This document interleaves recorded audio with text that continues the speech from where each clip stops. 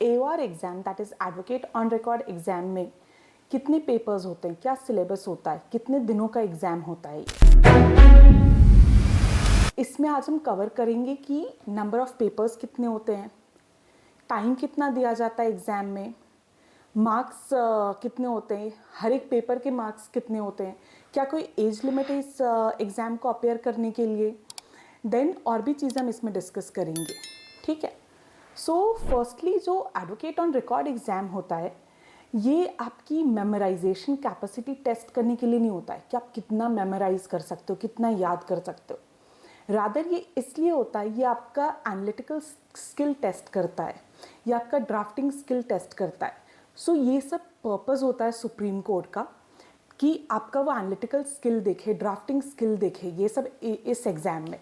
सो supreme court ये exam conduct कराती है एंड इसमें जो पेपर्स होते हैं वो 4 पेपर्स होते हैं एंड हर एक दिन एक एक पेपर होता है। सो 4 डेज में 4 पेपर्स कवर होते हैं।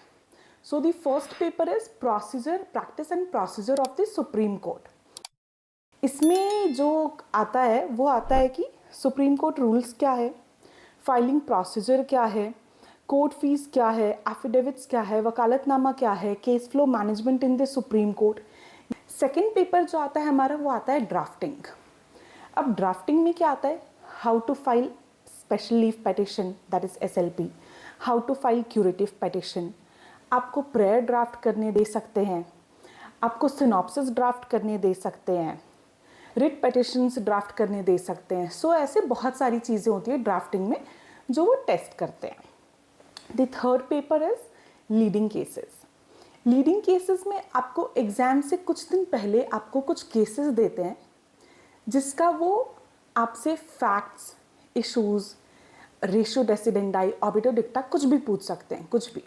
तो उन केसेस को आपको प्रिपेयर करके जाना होता है एंड फिर उन्हीं में से लीडिंग केसेस के क्वेश्चंस आते हैं।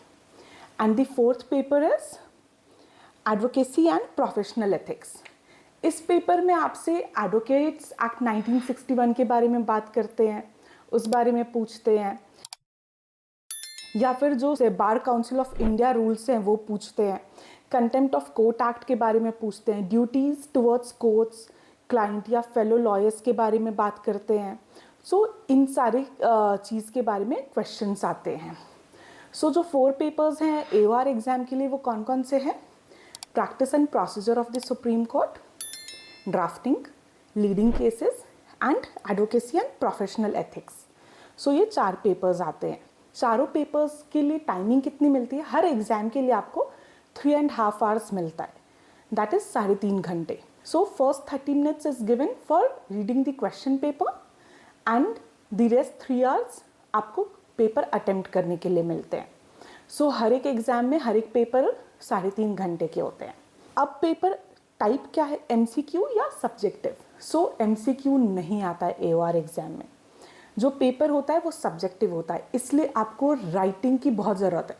यूजुअली हम कोर्ट में जो ड्राफ्टिंग करते हैं वो लैपटॉप पे करते हैं, कंप्यूटर पे करते हैं, जिससे हमारी लिखने की हैबिट छूट गई है। तो आपको इसके लिए लिखना शुरू करना होगा पेन से, जो कि आपका राइटिंग भी लेजिबल होना चाहिए कि कोई भी इंसान पढ़ सके।